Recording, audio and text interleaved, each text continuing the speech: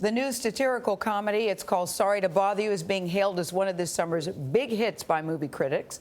It debuted at this year's Sundance Film Festival, and it was a huge hit. Critics call it bold, fascinating, and unapologetically brilliant. The movie is a breakout directorial debut of musician Boots Riley. It tells the story of Cassius Green. He's an Oakland man who quickly learns how to climb the corporate ladder at a telemarketing firm. You want to make some money here? Then read the script with a white voice.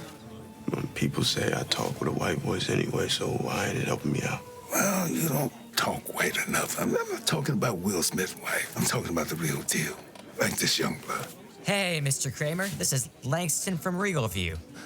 I didn't catch you at the wrong time, did I?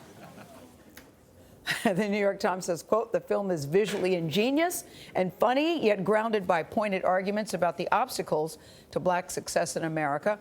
Writer and director Boots Riley joins us now at the table. Welcome and congratulations. Hey, thanks. The accolades you are getting, Boots, must be really fun to hear for you.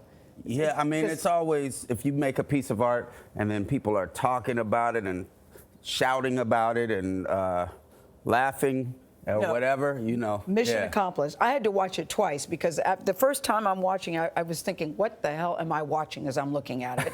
Especially the whole white voice thing, because I've been accused of white voice my whole life. Okay. So I found that particularly funny. What's the message you're sending about white voice? And are you getting grief for even talking about white voice? Well, here's the thing.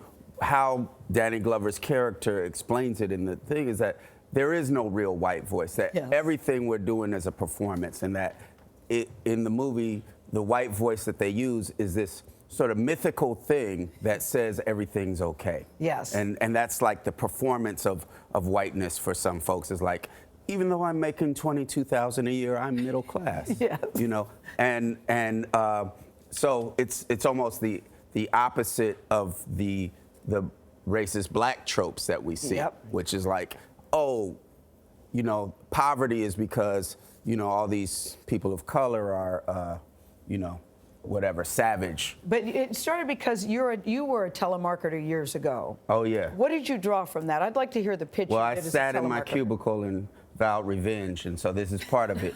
And, you know, I was doing tele-fundraising, which was, and I was actually raising money for the LA mission from the Bay Area, calling to Orange County, which is a very conservative neighborhood. So I'd be like, hey, how are you doing? We're just taking a survey, making sure. Did you suffer any of the break-ins today? Or, oh, so your car is okay? Okay, because actually I'm calling from the Los Angeles mission, and we have a new plan to stop all of that. What we're doing is we want to get all the poor people. We want to take all the homeless people from your neighborhood and move them to downtown Los Angeles. And so we need help because we're going to house them there, clothe them, give them jobs. I mean, I felt okay about it because I was raising money for a homeless mission. But on the other hand, but I also felt terrible about it. I'll ask this question in my white voice. Boots, let me ask you this. You talked about nursing this grievance while you were in telemarketing, but I mean, you had this script took a little while to get through the gatekeepers and all that. Talk about that process. I finished writing it in 2012. We published it as its own paperback book in 2014 through McSweeney's. And then I went to the Sundance Labs Writers Lab in 2015 and Sundance Directors Lab in 2016. And we shot it last year. So it's been 6 or 7 years of we're going to start shooting in 3 months from now. Did you ever think about giving up? No, because I basically, you know, I painted myself into a corner. Where I had no choice but to make good on the lie that I was telling, which was that we're going to shoot a movie. Yeah, so, you called it an absurd, dark comedy, but there really is a very important message in that movie. Oh, yeah. I mean, I think there's an optimism that comes through this movie that even though the world is messed up, that there is a way to change it, that there's an analysis that shows that the people can do things like withhold their labor and you know, take hold of things, and there's an optimism that comes from that. And there are shocking twists and turns in the movie. That's all I'll say.